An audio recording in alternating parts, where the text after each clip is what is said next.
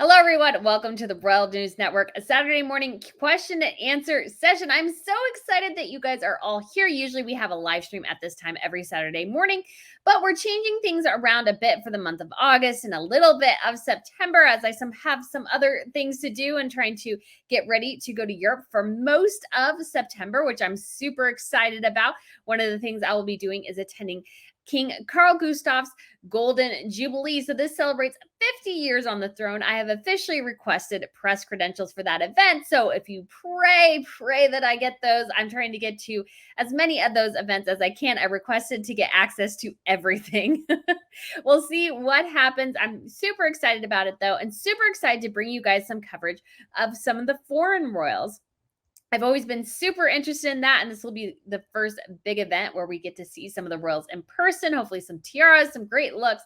So I am super excited about that. But we also have a lot else going on in the royal sphere this week. Prince William is taking a bit of heat for not going to the Women's World Cup final, although we don't know for sure if he will be there or not. He may show up.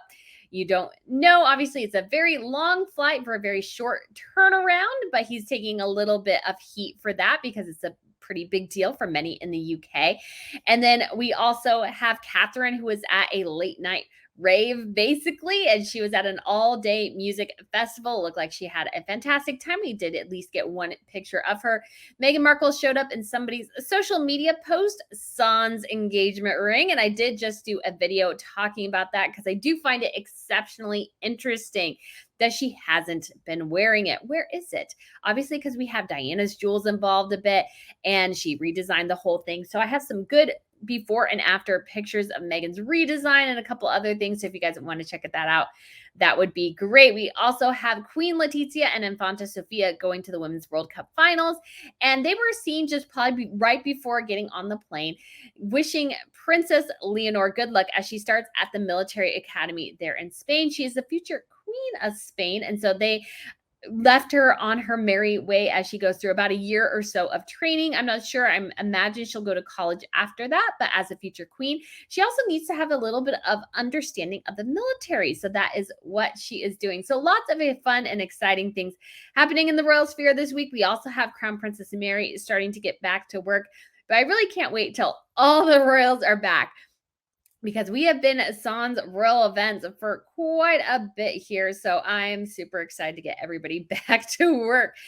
So we have less to talk about regarding Harry and Meghan and more to talk about with everybody else. Okay, so we will go ahead and get into some of these questions that you guys submitted this week. And I have a couple questions from a round we did earlier in the year, but the audio quality for that video ended up being quite bad. So I ended up scrapping that. So I want to put these questions in here though, because some people didn't get to see theirs answered. So without further ado, let's go ahead and get to our first question here. We have this from Gabby. Question: is there any proof that the Invictus Games charity has helped many people, or is it just a handful for publicity or a handout for publicity? I think it's helped a lot of people. I think it's a great program in theory. I just think it's very, very, very poorly executed with Harry at the helm right now. He is too toxic. It looks like too much of a publicity grab for him and Meghan. Meghan turned last year's into a fashion show to show off her $65,000 wardrobe. And it just leaves a bad taste in people's mouths. I mean, literally, she had a necklace worth 15 grand that she wore to the opening ceremonies. It was just excessive. She has nothing to add. And so I think Harry, because he has become so toxic, if he loves the Invictus Games, if he wants to see it succeed in the future, I think he needs to bow out, to be quite honest. So it'll be interesting to see how it goes this year, but I feel like Harry and Meghan are about the worst patrons you can have for anything. So this is from Cynthia. Hi, Brittany. You may have covered this before. If so, forgive me, but I would still be interested in hearing your opinion. According to an article from Marie Claire by Iris Goldenzaat, February 16th, 2023, Diana dubbed Harry Good King Harry because she thought he would have been better equipped for the role as a future king. It was also used to make Harry feel extra special. Do you think that this may have had the opposite effect on him? Instead of feeling special, it could have contributed to causing him to be delusional and jealous of Prince William and his family. I think, Cynthia, that is entirely possible. Diana to all of her benefits and all of her great compassion that she brought to the monarchy, great empathy, all those sorts of things, I think she did contribute to Harry's sense that he was the same as William in a lot of ways, and that he wasn't really taught, I think, in the most constructive way, how to see himself as an equal, as a human being created in the image of God, but at the same time that he is the spare to his brother. I think Diana did feed Harry's ego in some ways here, and we've seen this act out in a bad way in the future. And Diana definitely did want Harry to be a great support for Prince William. So I think it is quite sad that now at this point the brothers have really disintegrated in their relationship with each other. I just think that's really, really sad to see, to be quite honest. And I think they could have had a fantastic relationship, and Harry could have been an exceptionally good spare. But I think the other thing is that not only did Diana lay the seeds of these delusions, but I think Meghan came in and she started watering them. And so it grew up in his mind. I was like, oh, I'm the same as my brother. I'm better than my brother. And I think the Invictus Games did fuel his ego as well. And so Harry just, when push came to shove, and Meghan was trying to shove herself to the forefront and telling Harry, oh, we're the same as the monarchy. We're better, we're better, we're better. I think that fueled Harry's delusions in a lot of ways. And it got to the point where he just didn't even understand that he's the spare. There's nothing wrong with that. Absolutely. There have been great spares throughout history, but that is your role. And so I think it wasn't a good thing for, I don't think Diana taught the boys well in that respect in some ways. So, yeah, I mean, but it is tricky though. How do you tell one child that just because they were born 2 years later, they won't get all these immense privileges and opportunities? That's hard. I envy no real parent in having to raise children under that dynamic. I think it's especially toxic when you have two boys, because boys do sometimes have a natural inclination to lead. And so you do have two boys. And so you have the competitiveness between them. And I think a different dynamic, I think the best dynamic for royals in terms of their children is to have a boy and a girl. I think that's the best way, and having the boy inherit the throne, I think sometimes it's the easiest way, but obviously it all depends. And I also think it's very important to have actually 3 children. I think the Waleses were very smart in that way. I think Catherine wanted 3 because she was raised in a household with 3 kids. But the benefit of that is that there are 2 spares. So you don't have just one person that by accident at birth is less important. You have 2. So they are able to better support each other. And I think they're able to have a better dynamic. But great question. All right, Becky, you asked, you are one of our members as well. Yay. Do you think King Charles will reign like his dear mother until his death, or abdicate a few years from now to Prince William? A huge age difference in the queen in the beginning of her reign and the king. So no. Charles will not give up the throne. He has waited so long. I just cannot see him abdicating unless he has a severe health problem or something else happens. I just can't see him doing that. I think part of it is just that he's waited so stinking long. He's going to stick his behind on that throne until until the Grim Reaper comes for him.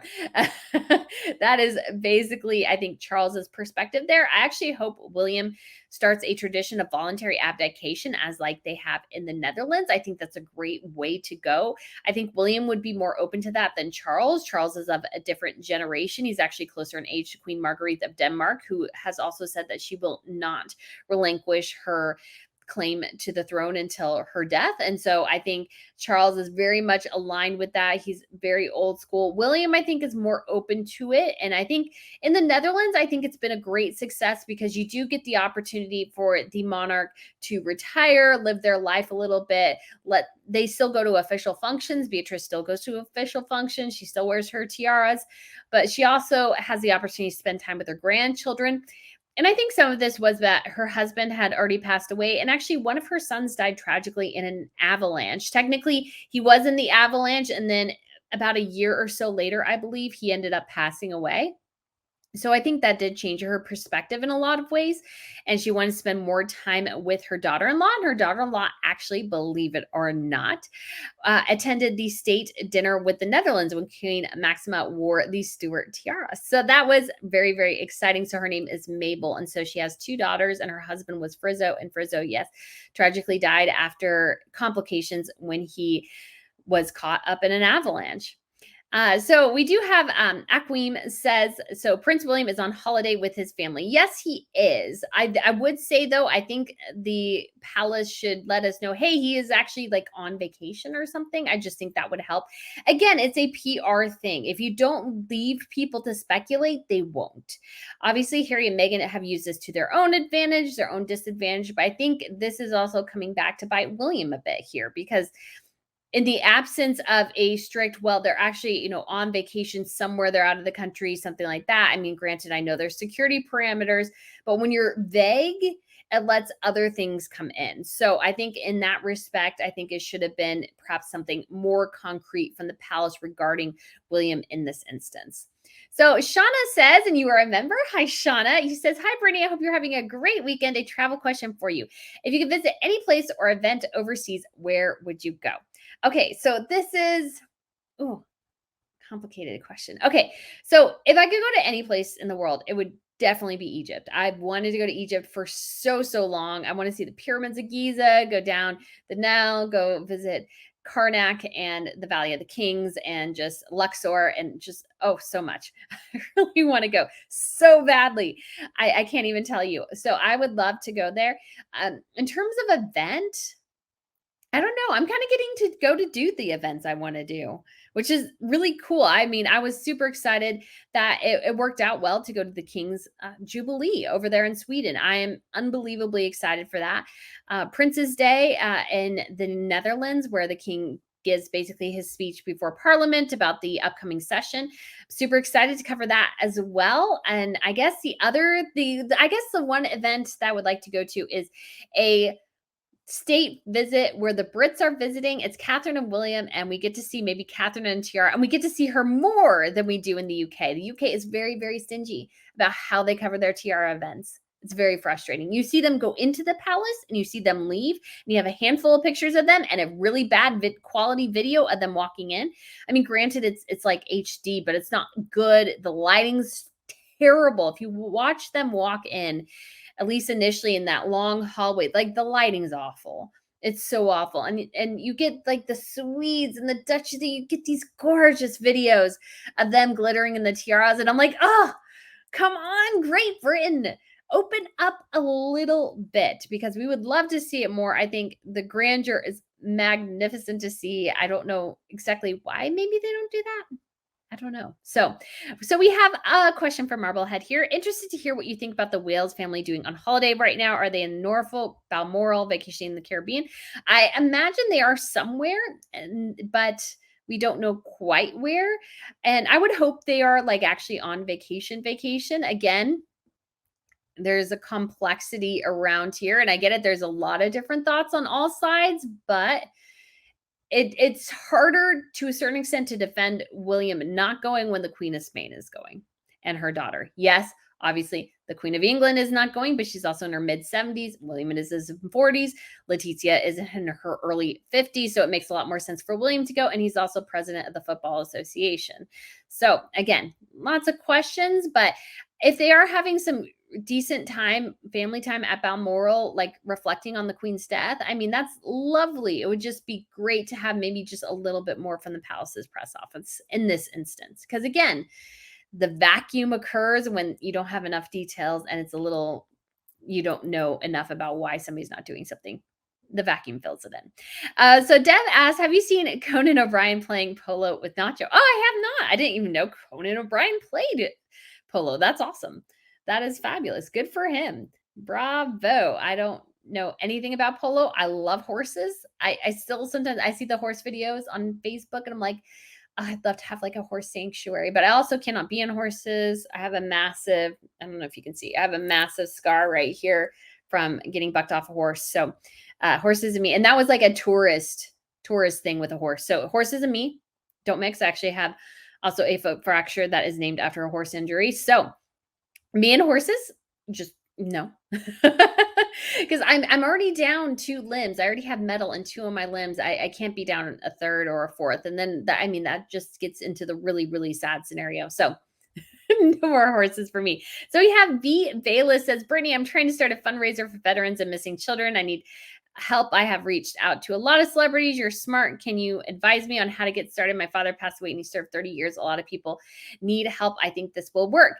Yeah, that's a great opportunity. What I would suggest you do is actually start really small. Start in your local community and have like little fundraisers there and reach out to people who might be interested in supporting that, because throughout your community you'll have a lot of people who served in the military. So don't start out going, "Oh, I need all these celebrities to come in." No, no, no. Start small and you will be, I think, surprised as how your charity grows. Because sometimes if you start too big, you may get frustrated because you don't feel like people are responding. But if you start small and things are good, you'll slowly see the growth, or sometimes you may see growth come about really, really quickly. So I'd encourage you to reach out to your local community and any veterans there and see what perhaps charities, ministries that are already happening and how you can help those or engage with those and come alongside those as well. I think that is a great way to go because there are so many people doing great work, and there's maybe an opportunity for you to assist or grow something else. So that would be my thought for you. So I hope that helps. All right. So we have a Sheridan. Sheridan. Sheridan. Oh my goodness. Brain today. My goodness. Hey, Brittany, do you think MM and Harry realize how disgusted much of the public is with their books, titles, wannabe media spins? What is the HX of Doria? Thank you for your supreme efforts with your videos. Why, thank you. I do appreciate that. So when it comes to Harry and Meghan, I mean, I think they're both in a pretty delusional place. I think they live in a land of delusion, especially Harry in a lot of ways. We just saw recently Better Up put in a darker contrast picture of Harry so that his hairline looked better. And I'm like, guys, we just saw him in Japan and there were wisps in the front.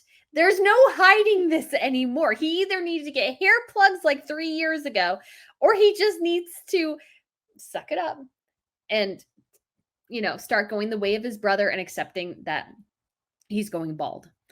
I hate to say it. I mean, it's hard for everyone. Aging is hard for everyone. I have this crease in my forehead, which I hate. Thankfully, my skin is very oily, so I get a lot of pimples. But also my face has less wrinkles than some other people my age.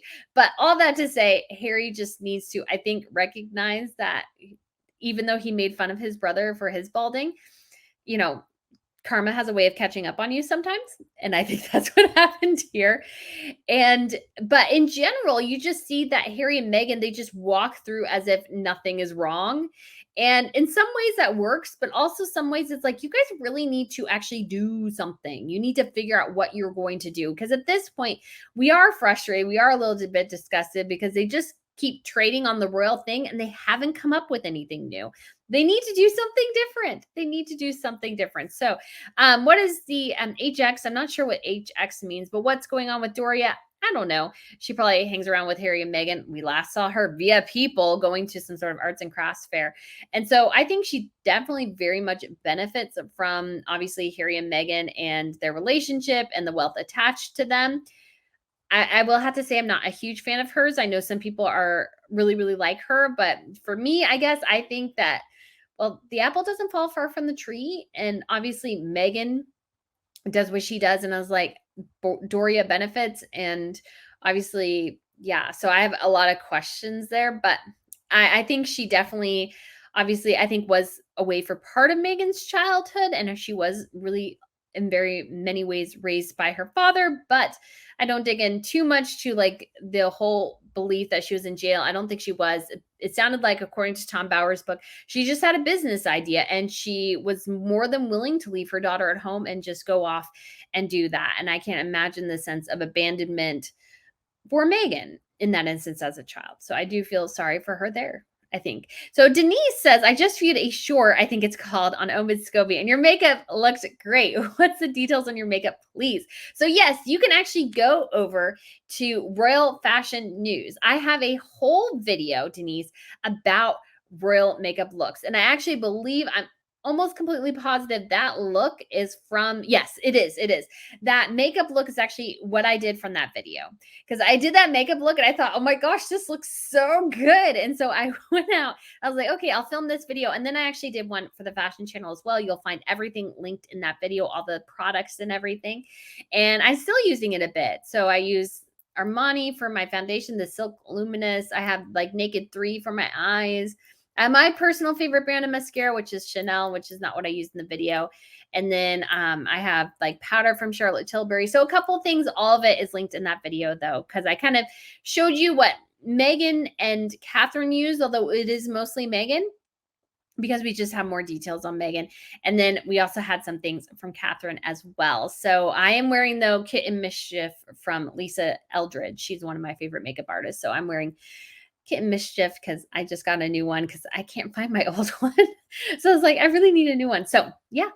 All right. Joni asked, do you think the Wales' children have a say in what they wear for engagements? I know kids that age like to pick out their clothes. I would say yes and no. So in the casual day where they went to the aircraft carrier, they might have had some choice in what they wore. But as well, I will give Catherine 1,000% props for this because I think this is amazingly, amazingly smart. What Catherine has done is very much always made sure her children look impeccable. And she is able to do that because she is their mother and that she does not let them always pick out their things. Yes, once they get older, they can, but Catherine is aware is that even though they are children, they're representing their country, they're representing the monarchy. So they just can't walk out with different colored socks and maybe a weird short or something that's wrinkled. So they, I'm sure, get to pick out a lot of their own clothes at home. But I think it's good for all of us to learn because sometimes in college, and it happened when I was in college too, and I think some people were concerned about it even then, is that people were going to class in their pajamas. And I think that's gotten worse, that, especially with the growth of yoga pants and everything, that's become very common. And so people don't know how to dress for the office anymore. And I think it's great even as kids to learn that, hey, you can dress certain ways some days. Other days though, you have to wear something else. Mom and dad maybe get to choose that for you. I think it's similar to like going to church. You raised up in church. Yes, you like what you like, but you know what? Sometimes mom and dad, they need to put you in this because this looks better. This is good for Easter, yada, yada, yada. And the kids get to wear probably what they want the vast majority of the year overall. But when it comes to royal engagements, mom and dad are very clear. It's like, you need to wear something appropriate. You can't wear something with that gigantic stain on it, even though you love it and you've worn it 12,000 times. You need to wear this. It's only for an hour or two of your life. Then you get to shove it away and you can wear whatever you want. I think that's a great way to go. And I think that's what Catherine and William are doing. And I think that's the perfect way to do it.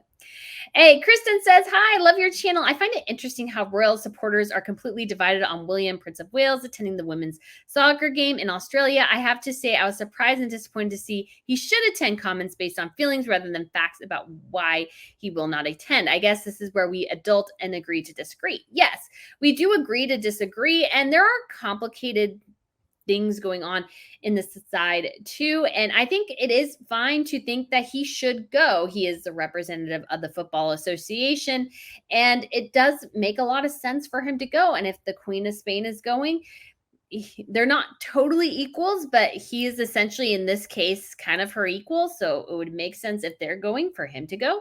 And I know that there's a lot of thoughts about feelings, but it's not as much about that. It's just understanding protocol and understanding the optics of things, because sometimes if you go to a dress up event and they say, well, it's black tie and you show up in cocktail attire, it's a little bit awkward. And I think that is the case here. It'd be a lot less awkward if Letitia wasn't going. And obviously it's not like they communicated, but it does make it a little bit more awkward that she's going and he's not. It just does. It just does. And again, some people have suggested, would he go to the men's game? Again, huge question. And obviously, travel, the distance, that all plays a factor in this.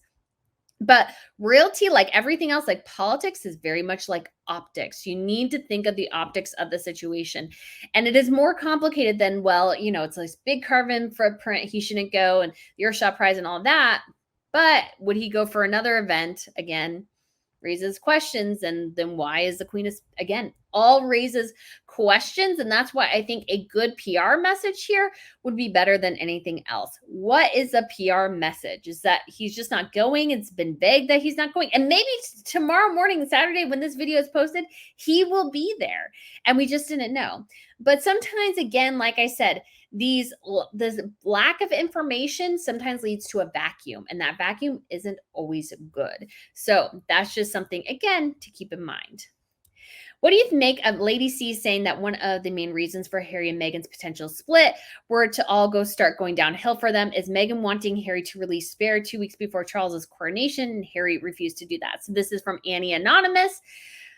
Annie, I gotta say, I don't think that would factor into anything at all, really. At the end of the day, I don't think it would really factor, because what is going on, I think, with Harry and Meghan is the overall crumblingness of their business. And this is just one little part of it. And I just don't think that would be a massive, huge factor. I just don't think it would be. I think it would be money, lack of compatibility, stress with failing businesses, all those sorts of things factor in more than I think whether or not when Harry released his book. Now, what I would say is that Meghan is probably frustrated and angry with Harry for how badly the book made them look. And Meghan has nobody else to blame but herself. I don't think Harry would have on his own said, "Oh yeah, what I want to do is I want to write a book about my life and put all this detail in it about my penis and frostbite and all this stuff that we didn't need to know." I think that's her frustration. But again, if I was Harry's wife, I would have read through that book, especially that bit on the number of people he allegedly killed in Afghanistan. I would have told Harry, "You need to pull this now. Pull this now. There's no excuse for this. I don't care if you think it'll help people. You can tell that to people privately, but you don't need to make it public," because it was a safety security risk for him to do so. And then he complains about his security, and it's like, well, you're violating your own security by mentioning this. It's like, so are we all to pay for your stupidity? I don't think so. I don't think anybody is required to pay for your stupidity in this instance. So I think those are the bigger factors here, not necessarily when he released it, but how badly it went for them. I don't think Meghan was anticipating that. I think she was fully on board with it until it went wrong. Because it didn't come out that she didn't like it until after the book went wrong. Then all of a sudden she's like, "Oh, I wish I had more input in it." I was like, "Oh, honey, we all know your hands are all over that thing in a lot of ways." And again, if you were the wife and you wanted to save your husband and yourself the embarrassment, then get involved in the book. So Lori asked, who is going to pay for Meghan's demands for the Invictus Games that she is now going to attend? If it's Archwell, she is spending charity money on herself, isn't she? Oh, yeah. I don't really have a ton of doubt there. I know Murky Meg did a video, I believe, about Meghan's Invictus Games demands. I meant to watch it before starting this.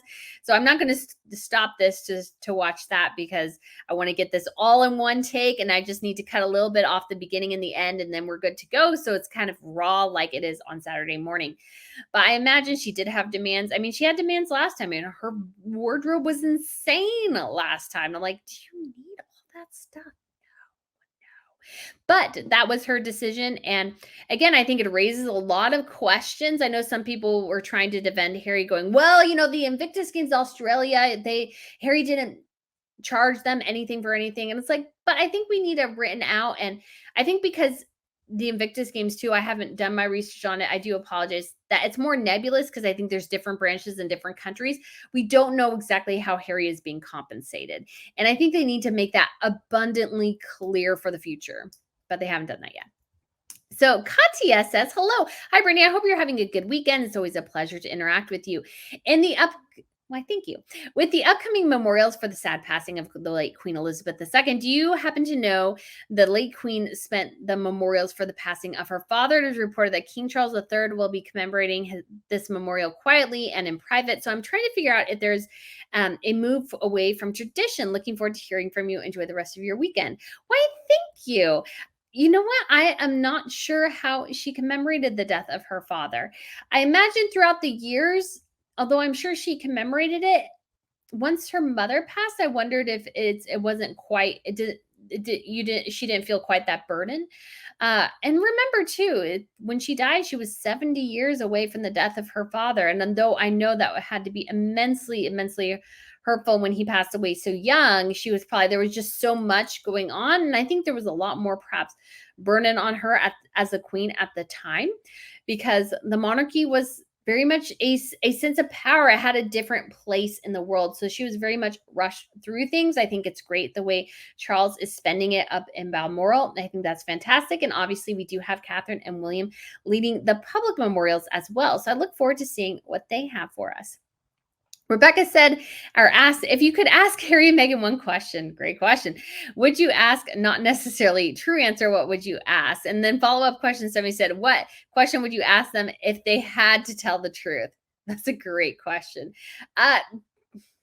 So this is from, again, Rebecca, and then Michelle had the follow-up question. So ladies, I think, oh gosh, what would I ask?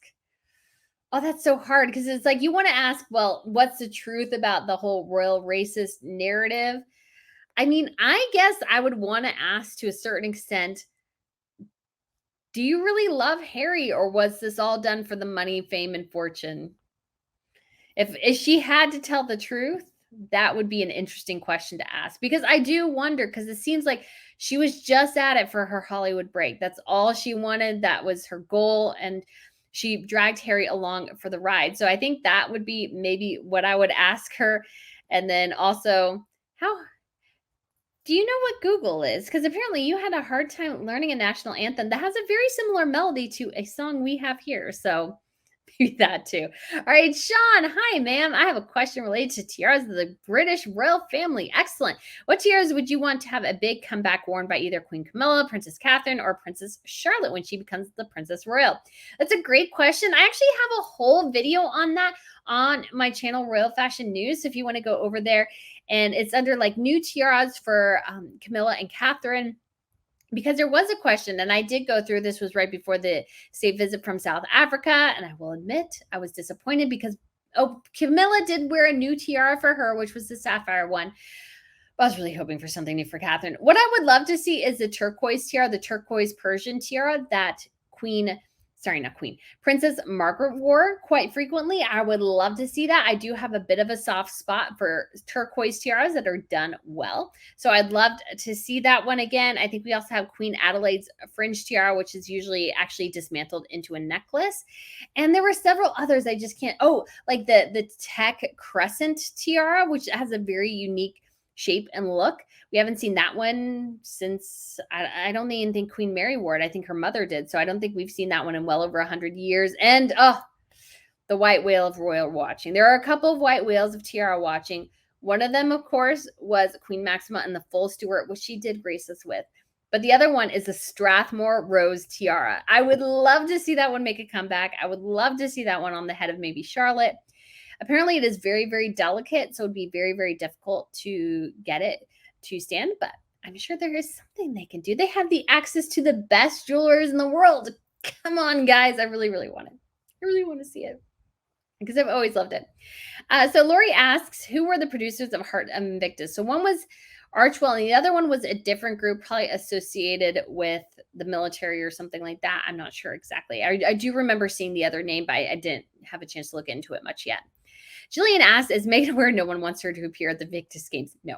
Meghan is oblivious the vast majority of the time of how much people dislike her, because she just thinks if they just get to know her, that everything will change. Just like, no, we know you. We just aren't that interested. So yeah, I think she's completely oblivious to that fact. All right, user RK1IE8LH4L. Ha! I think I got that. Can the prince title be put in abeyance like other titles? No, I don't think so, because that was the title he was born with. So I don't think they could really strip that from him. Now, the Duke title, yes. The rest of them, no, not quite so much. But it is an interesting question, I think. But I think, again, the title debate, the British family really needs to address, because this problem of Harry and Meghan is not going away, and it'll hit them again at some point in the future. Hopefully, it's not anybody within the Waleses, but I don't feel like there's any other royal family that's had to deal with somebody like Meghan Markle, who comes in there all smiling and telling them the sweet words of, oh, I love your country, I want to represent it. And then as it turns out, all she wanted to do was get her money and then leave and drag her husband to Hollywood and abuse the title so she could get ahead in an industry that never gave two craps about her before that point. Uh, no other royal family has had to deal with that. And I do think that is pretty sad. And I'm sure all of them are like thinking they're lucky stars that they didn't get somebody like Meghan Markle. All right. We have a question from Kathleen. Hello, Brittany and Miss Pippa, who is sweetly sleeping at my feet. You may have already answered this and I missed it, but did the Queen leave a specific tiaras to Princess Catherine, Princess Anne, and her granddaughters, or does their option to choose certain ones come automatically with their new roles? I would also love to learn more about tiaras and provenance, as well as seeing more occasions to be worn. Thank you so much for all the work you put into your channels. Thank you. Well, this has been so fun because I get to say again, royal fashion news. I was working actually, why I was a little slow this week is I actually had two kind of weird things happen. Number one, I had a power outage on Tuesday, and that it was out for several hours. And so I just really couldn't work on anything. And so it just put me in this weird state of limbo. And I was working on, so I had finished a video for my members, and then I was going to work on finishing editing a video for the tiaras of Belgium, but couldn't do that because the power was out. And so I started doing that on Wednesday, was doing it all on Wednesday. And I completely miffed something because I was just so focused on it. So I do have a lot of videos coming that describe all the tiaras in the royal households, not just the British. But when it comes to the Brits, I don't think the Queen left them any specific tiaras. The reason for that is if they are left a particular tiara, that tiara, then they have to pay for an inheritance taxes. And if you don't have a lot of money, you are looking at a pretty hefty bill. And that may result in you actually selling the tiara, which kind of dissolves the point. So most of the jewels are actually left monarch to monarch. So Camilla, I would imagine, and Charles actually control the vast majority of the tiaras within the British royal collection. That includes the one I'm sure Princess Eugenie wore on her wedding day. I'm sure it was loaned to her. And if there's another occasion for her to wear a tiara, it might be loaned to her again. I don't know about that. When it comes to Princess Beatrice and the Queen Mary's fringe tiara, that was loaned to her. But that would not be something she would wear again, because that is considered sort of what they call a big gun tiara. It's one that's basically exclusively worn by the Queen, except for two major instances. One was the wedding of Princess Anne, and the other was the wedding of Princess Beatrice. And I think the next time that rule will be dissolved for number 3 would be the wedding of Princess Charlotte. I think she will be the next one to wear it, because then it would be, and including Queen Elizabeth II, who also wore it at her wedding, Charlotte would represent 4 generations of royal British women wearing the Queen Mary's fringe tiara on their wedding day. The 4 firstborn blood princesses of their generations. So I think that's what would happen there. But yes, there was no specific tiaras given to Catherine or the Queen Anne in her will. Princess Anne was already given the mandiers. So this is a Greek style tiara that Zara Phillips wore on her wedding day. That tiara was given to Princess Anne, so she controls that one, but that one wasn't left obviously to her. And I would imagine actually Princess Anne would leave that actually back to Charles, because again, the monarch doesn't have to deal with inheritance taxes. So I imagine that crown, because it has historical significance to the family, would be left to whoever the monarch is. And I imagine the same was for the Persian turquoise tiara. We haven't seen that one in many years. It was given to Princess Margaret, and she wore it for a lot of her life, but it was not included in the sale of her estate. And so they did auction off the Baltimore tiara that she wore on her wedding day, but that one was not a one that was part of the family collection. The turquoise tiara was, and also was the lotus flower tiara. So the lotus flower was given back to the monarchy because Catherine has worn it. And I imagine the same thing happened with the Persian one, again, because the Queen does not have to pay for those inheritance taxes. So they are able to stay within the family, and I think that will happen. And there's no specific tiara that is designated for the Princess of Wales. Interesting to note that there is one, at least in Sweden, generally, it is the crown princess who wears the button fringe tiara, which is a gorgeous piece. Actually, it's one of my favorite fringe tiaras. And so that one is usually worn by the crown princess, though other people in the family have worn it, including the queen, including one of the king's sisters. But generally, it is reserved for the crown princess. But Britain doesn't really have something like that, but they generally also are a bit different than other families because other families have exchange their tiaras a lot more. Britain's one where it's very much the queen controls the vast majority of them, and then she lends out a particular tiara or two to family members. And that's different than Sweden, where they exchange them quite a bit, which is really awesome to see. Denmark's kind of the same way, where the queen doesn't really she lent out one to her daughter-in-law. She purchased one for her other daughter-in-law. And then the second tiara her daughter-in-law, Crown Princess Mary, has actually was left to Crown Prince Frederick by his grandmother. So she gets to wear officially two tiaras that she owns. She purchased a third, and then she has a fourth that she can utilize and take on loan. In that's the easiest way to put it.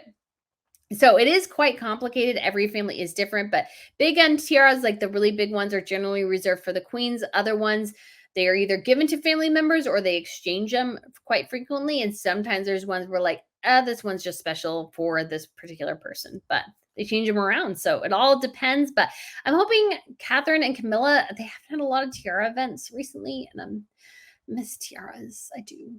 All right, Carrie says, at what point do you think Harry became aware of Meghan calling the paps in all these instances, or is he still in the dark? I think in some ways he's still in the dark, although in some ways I think he's kind of aware of it too. And I think he's aware that she calls them because I think sometimes he looks irritated at them, but that's kind of life. That's the life he chose. Excuse me. Marie says, do you think there is any truth to these reports of there being tension between William and Catherine over reconciliation with the Sussexes? I keep reading William wants to reconnect with Harry, but Catherine is against it. I have a hard time believing this. Yes. So in the vacuum of royal news that comes in August and around this time of year, random stories get popped up to the top. And there's been a couple. One was that Catherine was trying to reconcile with Harry, and then I guess you're reading a different one where it was William who was trying to. I think the truth is here. Both sides are in a state of standstill at this point. Catherine and William, they are the Prince and Princess of Wales. They have no reason to budge, no reason to bend. Harry and Meghan, I think, have more reasons to budge and bend, but they are also very, very stubborn, so they're not doing any of that. So I think they're in a state of detente, and I don't think anybody's trying to change that dynamic for right now. I think Catherine and William would be open to it potentially because they want I'm sure they want their kids to have a relationship with their aunt and uncle, but Harry and Meghan have made that impossible. So what are they going to do? All right, Julianne asks, has anyone seen the DV demands Meghan Markle has for the Invictus Games? I haven't seen it. Again, I saw Murky Meg's videos, but again, I would not be surprised because what we did, I think, if you read between the lines of the People magazine series of articles, it becomes abundantly clear that Harry and Meghan, I think, felt like they were too good to interact with anybody but basically the CEO of Spotify. And so when it came to edits, the people editing the content, getting the content together, could not contact anybody because they had to contact 12 people to get to Harry and Meghan. So, and then 12 people to get back. So it was like this long game of telephone. And those kind of things just don't tend to work very well. They just don't.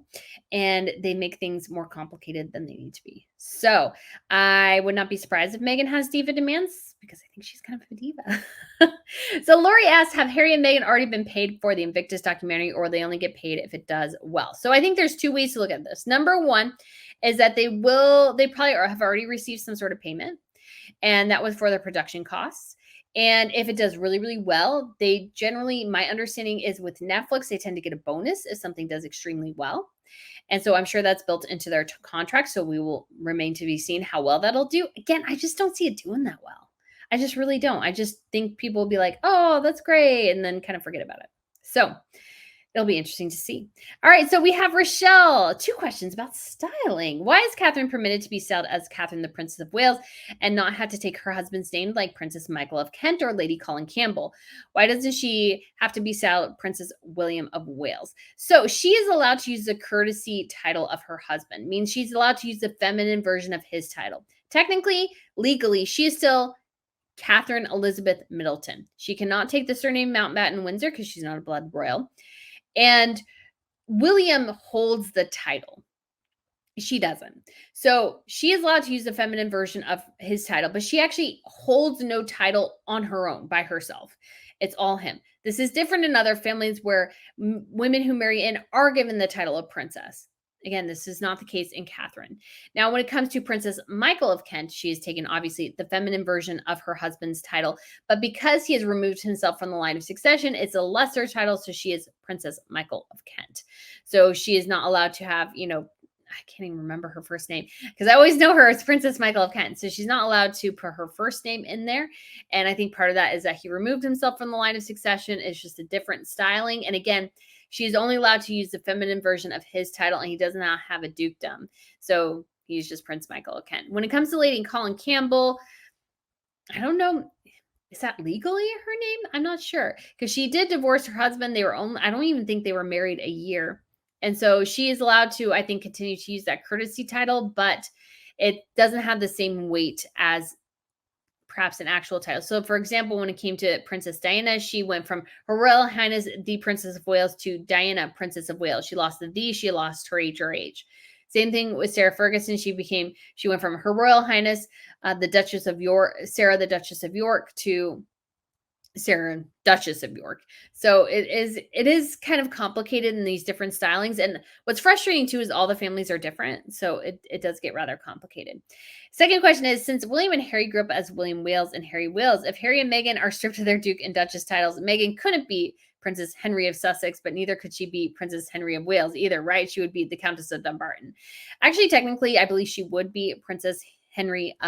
She would just be Princess Henry.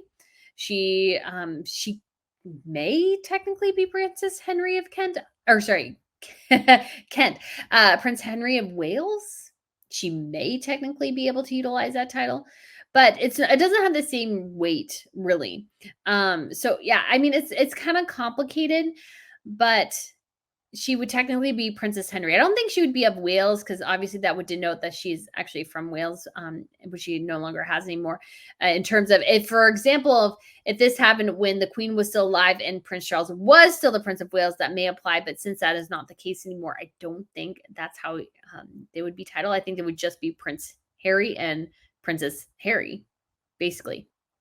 Now, if he was demoted to the Earl of Dumbarton, then she would be the Countess of Dumbarton. I would think that would be clever. I think that would be clever. Okay, so user IO6IS4GT7E. All right. It's very obvious Meghan and her team see that Harry's Heart of Invictus is going to be popular with viewers. She wants that spotlight. Think this is a point of contention for Harry and Meghan. It's his true calling.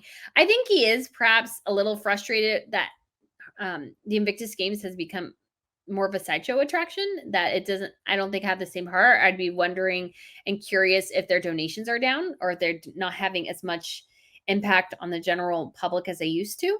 I think doing the games in Orlando was probably the best way to go because Orlando is a tourist destination. And so I was able to go to the Invictus Games in Orlando. So many other people were too, because it's like, oh, you could do Disney World for a couple of days and also support the Invictus Games. I think they should have kept it there. I think traveling around, I understand it mimics the Olympics and allows people to stay in their country, but at the same time, you also have the benefit of this huge tourist destination. And I just don't think people are going just for Dusseldorf. I honestly thought about trying to go through Dusseldorf on its final day before the ending of the Jubilee in Sweden. But honestly, I want to focus on the real royals and hopefully see real tiaras. And I don't really care about Meghan leading a world salad closing ceremony. FYI, Brittany, this is from Patty. I really enjoyed the live stream, but I'm also a fan of Q&As. If you did one of these a month, replacing Saturday morning live streams, I'd love it. See y'all tomorrow. Well, that sounds good. I don't mind that. I kind of like this too because it helps me be a little less distracted because I do have a smidge of ADD. So if I'm trying to read something and talk, and I'm like, oh, wait, what? I'm trying to monitor things too at the same time. So it is kind of complicated, but it is fun too. So we have a question from DizFan. Brittany, do you think had the pandemic hadn't occurred or had the Oprah Winfrey interview not happened, and say that the Invictus documentary premiered sometime in 2020, 2021, that most people would support Harry and Meghan had things gone differently. This is a real Harry I loved supporting during the time as a working royal pre-Meghan, and while Meghan was still a working member of the royal family, I think the biggest reason why I'm not on their side is because of the way of how they misrepresent themselves on top of the troubles they have given the late queen in her final years, which I can't forgive until Harry separates from Meghan and when Harry finally accepts things he has done wrong since 2020. Okay, it's a long question, but I so here's the thing. Yes, I think the pandemic was a bit of divine intervention on the part of Harry and Meghan's future. Because if the pandemic hadn't happened, then a lot of things I think would have gone maybe a bit smoother for Harry. And I think they would have been better off served not doing the Oprah Winfrey interview. But by the end of 2020, between 2021 and 2022, they had plenty of time to do things and they didn't. So I don't think it's as much things happening in the world as much as it is Harry and Meghan's own laziness. Yes, the pandemic played a part. But I think at the end of the day, it was more Harry and Meghan. They couldn't work. They couldn't do things. And because of that, not that they were prevented from doing things, they were just lazy. There's no reason on earth that Meghan Markle's podcast that was 12 episodes should have taken her 18 months to produce. No excuse for that. No excuse for that whatsoever. If she was an investigative reporter doing a huge story, sure. That's not what she was doing, though. She was doing something very basic in a lot of ways. Yes, they were splicing through different interviews, but it wasn't like these interviews took a long time. There was no reason that it would have to take her 18 months to get this thing off the ground, unless she was just exceptionally incompetent. There's no reason. I have a podcast idea. I can't do it right now because I have way too much going on. There's no way I could fit that into everything. Just no way. No way. Absolutely no way I could fit that into everything. So for me, it's just really, I just can't imagine having all of Meghan's resources, Harry and Meghan's resources, and not being able to produce things. It's just inexcusable, in my opinion. And so they should figure out what they're doing, but I don't think producing is their calling, and I don't think they're good at it. And I think this last year has proved it. And I think if they had worked harder, they would be in a better place. But the working harder doesn't really have anything to do with the pandemic. It has everything to do with them, though. So Mir says, the word on the street is that the TIG is making a return soon. Do you think she will launch it when the Invictus Games is on and she will want all eyes on her and not the Ginger Winger? So I imagine the TIG is coming. It's a dumb name. I hate the name. I hate the name so much. It's so dumb. It's so dumb. It's like, well, he had that TIG moment. It's not a thing. Stop trying to make fetch happen, Meghan. It's not going to happen. So I imagine it's coming September, maybe a good time, like right after the Invictus Games could be. But yeah, because that would hit about the time everybody's gearing up for the holidays and she needs to hit those affiliate numbers. So might be. So Yeshua says, hey, Brittany, do you think Meghan is advertising for Newcom or is she just letting us know how stressed she is? Yeah, that was weird. I think two things can be true. I wonder if she is or if she's an investor in it, like a silent investor. That was my other option. I tried to look and it didn't seem like she was on there in any way. But it also is like, you are also telling us in the midst of having a whole series of People Magazine online articles and a print article talking about how great your life is. You're literally walking around with something that screams, I am stressed. Now, granted, she went to the dentist's office. A lot of people think the dentist is stressful.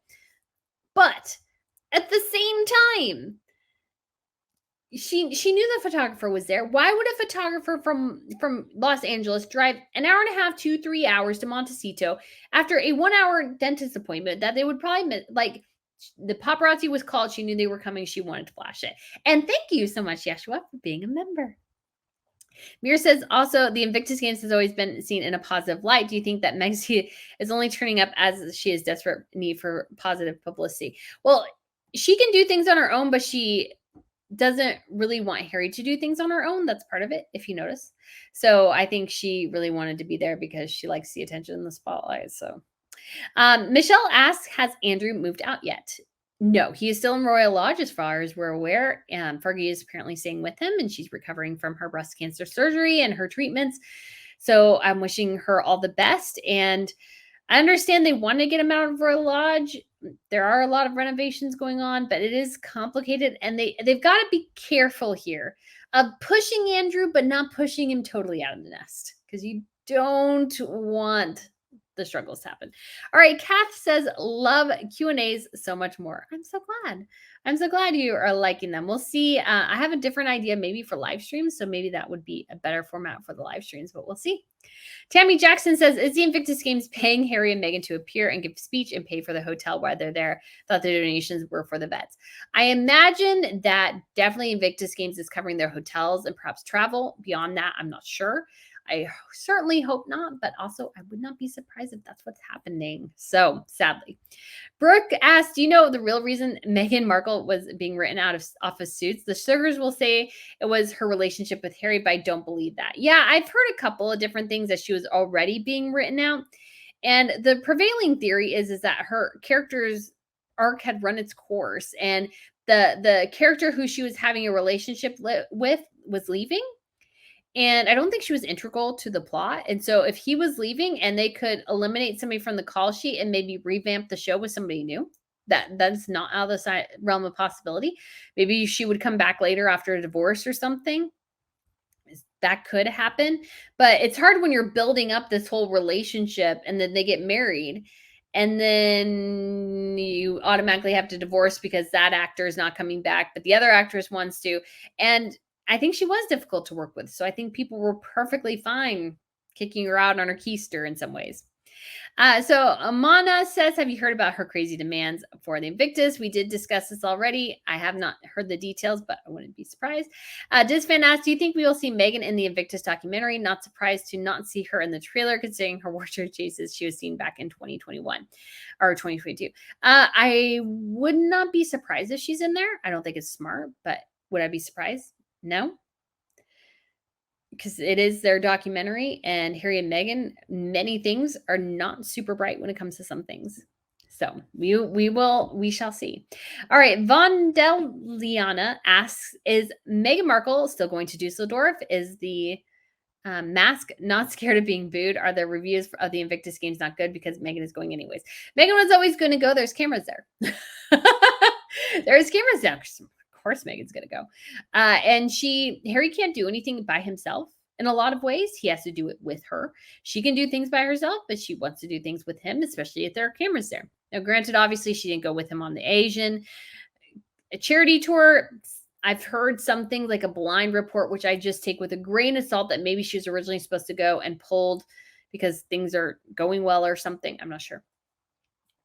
So I don't know, but she's definitely going to Dusseldorf. The light of the camera will lead her way.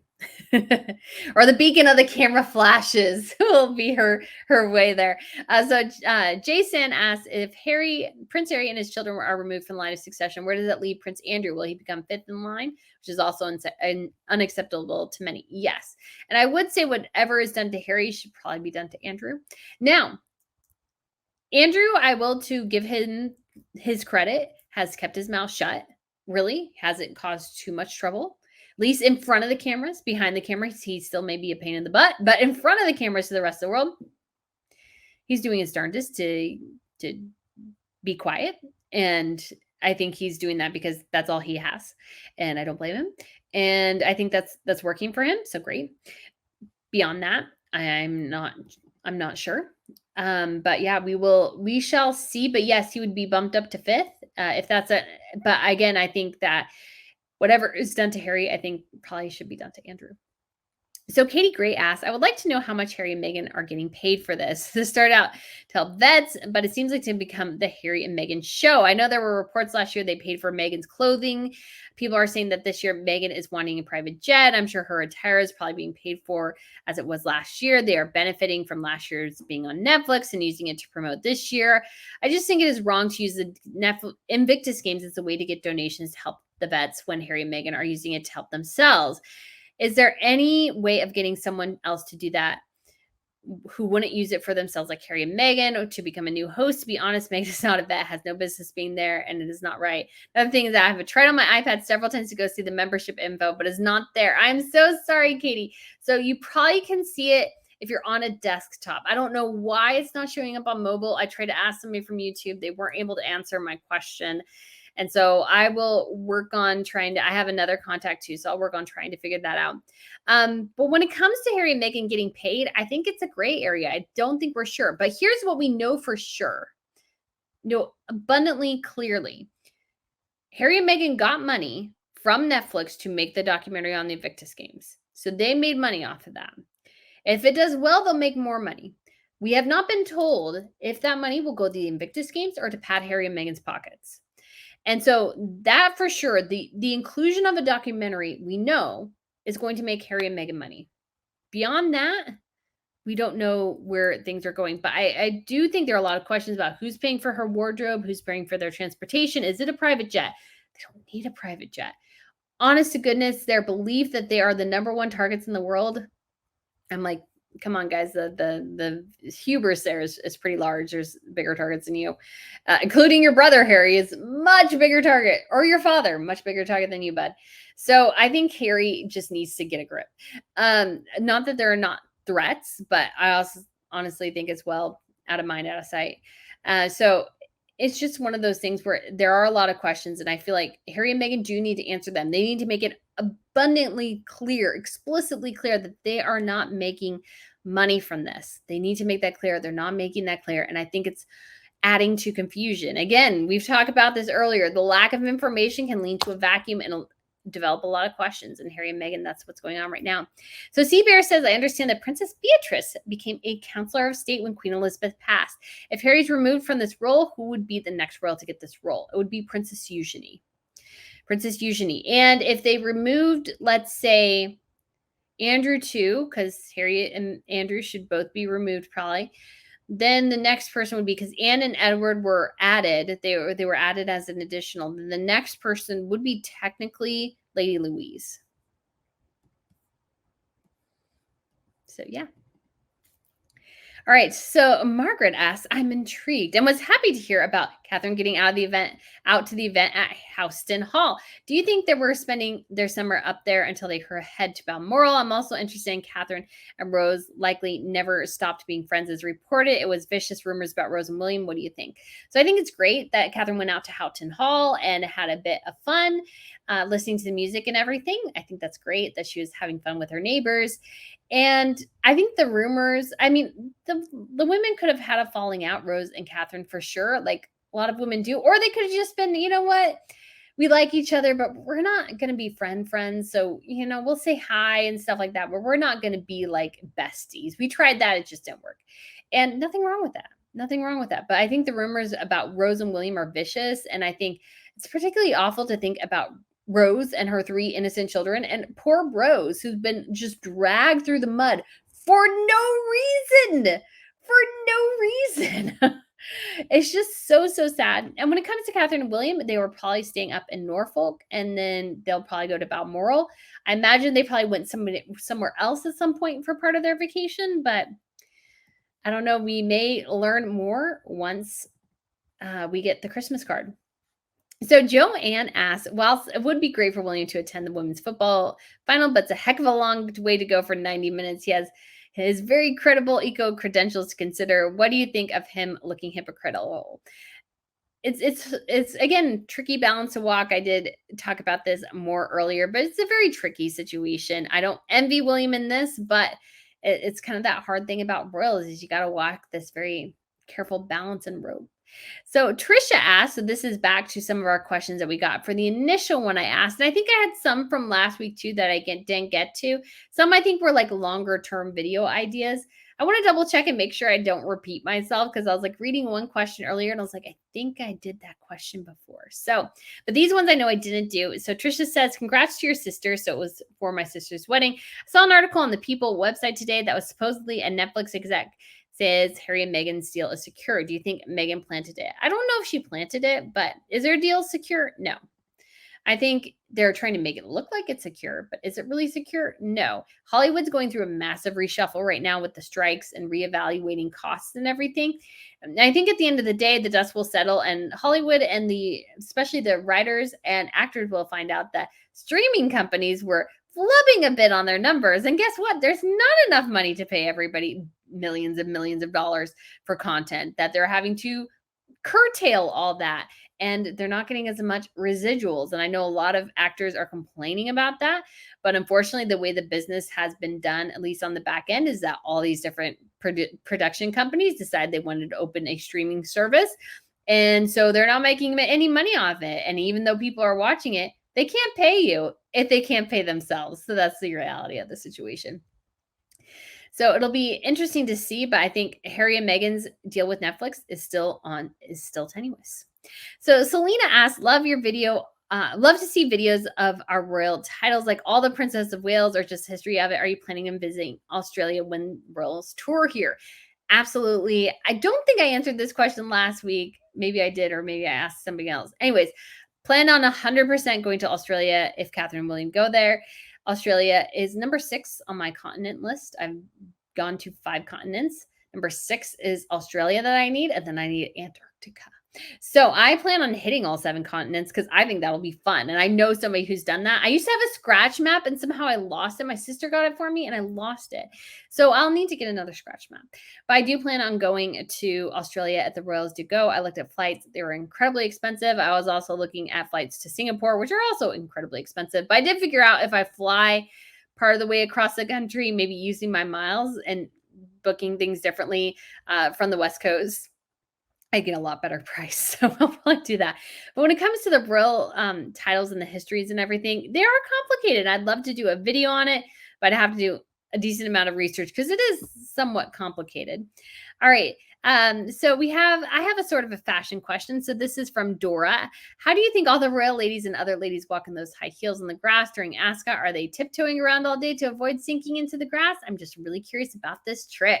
Thanks, and have an amazing preparation with your family. And so there are little things they can add to the bottom of the heel of the shoe. It's like this little, it's not really a suction cup, but kind of looks like that. And it's like this little plastic little platform thing that you put on the bottom of your shoe, bottom of your heel, to give you a wider step. I think some women are just incredibly balanced and in shape and can walk without that. But I would not be one of those women. I would break my neck. I would break my neck for sure. But I think that is so cool that the ladies are able to do that. And I think too, sometimes the ground is a little bit more maybe solid than we might think, especially if they haven't had a lot of rain. But that is the trick they use. So LG asks, thanks for your amazing videos. I would like to see how you conduct research on historical subjects, and then how you put together your tours using said research, and more info about the tour company you go through. What's your experience with them? Great question. So conducting research, as a historian, what you do is you look for the best authors on the subject. So this means usually people who have the right credentials. So they do have a PhD in that area. They are a specialist. They know the language. And you look at the research and you evaluate it. That's what I do. I evaluate information I read all the time. I do it based on my just all the information I've accumulated, and I evaluate it too based on just basic human nature. I think that's sometimes lost in things. It's like, yeah, of course they would do. I mean, I find the Richard III Society so funny. I really do want to do a deep dive research on it someday. So Richard III allegedly killed the 2 boys in the tower. So this was the future king, or technically the King Edward, and his younger brother John. And there's this whole Edward III Society dedicated to trying to prove he did not kill his nephews. Now I get it. You like the guy. But seriously, who benefited from their deaths? It was Edward. So when he killed them or no, it was Richard and, okay, I can't remember the boys' names. I think one was Richard, one was John. Richard and John. Sorry, not Richard, not Edward and John. Richard and John. So these 2 boys were killed. Their uncle becomes king. Now, doesn't cause and effect mean that if the uncle wanted to become king, he would kill his nephews? That's just like human nature 101. Now, I haven't looked at all the details, so I don't understand this desperate attempt to say he didn't have them killed. I'm like, but he probably had them killed. It's just like he gets the benefit of them being dead. He gets to become king. Like, That is me. So it's just evaluating some of that. Obviously, people can always surprise you and everything, not to say that they can't, but it's all about evaluating information and not letting your biases dictate how you see something. I That's harder for people than others. I find that pretty easy because I try to, my bias technically is understanding that history and at least evaluating it based on understanding that time period. So that's how I do it. And when it comes to putting tours together, I use Trova Trip. So they have been really great. My first trip with England ended up going, oh my, we had such a fantastic time. We had a couple of hiccups, and I have been really impressed because I feel like at this time, not only my thoughts and concerns, but I think other people's thoughts and concerns have been very much addressed. And it's not there, they've changed a lot of what they've done. And I can see those changes. And I think those changes are great. So I'm really looking forward to the trip. I think it should be fabulous. And then, so yeah, this Trova trip, they work with people who you could say are influencers or even kind of educators. There's this guy called the History Guy. He's doing the same tour we're doing, and he's actually sold one out, and he's was getting another one booked up. So I think that's pretty amazing. That I feel like I've started a trend. And I don't know if you're familiar with the girl from TikTok named Matter of Fact, but she's actually doing one too. And I was like, I feel like I've just started a trend with people, which is awesome.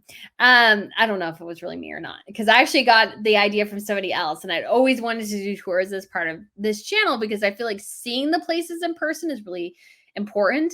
So for my day of the trip, because I followed most of the schedule, but I added a couple of days. One of them was going to doing basically the Tower of London, St. Paul's Cathedral, and Kensington Palace. And once we ended at Kensington Palace, it was somewhat a long day with a decent amount of walking and everything.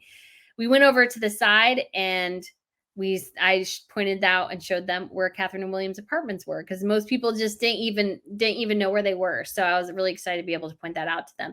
So when they think of Catherine and William's apartments at Kensington Palace, they're like, oh, I know where they are now. So that was exciting. So Alexis asks, and this is our final question of this video, I would love to see a video about how Catherine has grown into her role over the years. So yeah, that's great. I did one called Kate the Great, I think, way back. It did not do well, but talked about how Catherine really did grow into her role. It was one of my earlier videos. So you can check it out and see how much I've grown. And the question is, why do you think Harry and Meghan show no gratitude to the RF and the UK for the opportunity that they were provided to them? So in Meghan's mind, she was the opportunity, she was the benefit, and they should have just groveled at her feet. That's what I feel like Meghan wanted people to do. She wanted people to grovel. She thought she was the greatest thing ever. How dare they think she's not the greatest thing since sliced bread? And again, I just feel like that puts a really, really bad taste in people's mouths, that you're just kind of going there and going, well, shouldn't everybody just worship me? I think that's genuinely what she thought. She thought she was the creme de la creme, the best thing ever. And she could not fathom that they just wouldn't fall all over themselves in love with her because she is great. And I think that was a terrible way to go about things. And I think her and Harry have paid the price for that hubris. And I think that's not going away. And I just don't think they see it as an opportunity, because to them, Meghan was the opportunity. Meghan was the one who was the best ever. And so how dare they not look at her and go, oh, Meghan Markle. She just couldn't fathom it. She just couldn't fathom it. So it's just quite crazy to see how everything has turned out. And I think Harry and Meghan, their hubris has really been their downfall. And I think that is a great example of it. So guys, that is our last question. And I was going to try to, well, Miss Pippa is very sweetly curled up in her bed. So I feel bad. She was right to my side, but now she's moved in her bed. And so I feel a little bad dragging her out. So guys, I hope you forgive me for not letting you see her sweet, sweet little face. But I will tell you, recently I have a roller camera bag, and she was so cute. She hid her bone in there the other day. So maybe I'll leave you guys with a little bit of this little video of Miss Pippa hiding her bone. So guys, thank you so much for watching. And I look forward to seeing you guys again on one of these other Q and answer sessions next week. Bye.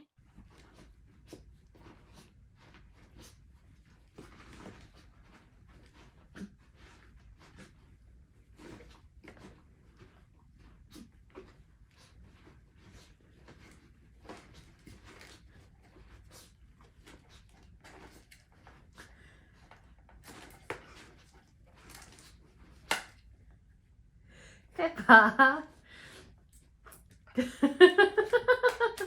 What you doing? When did you bury your bone?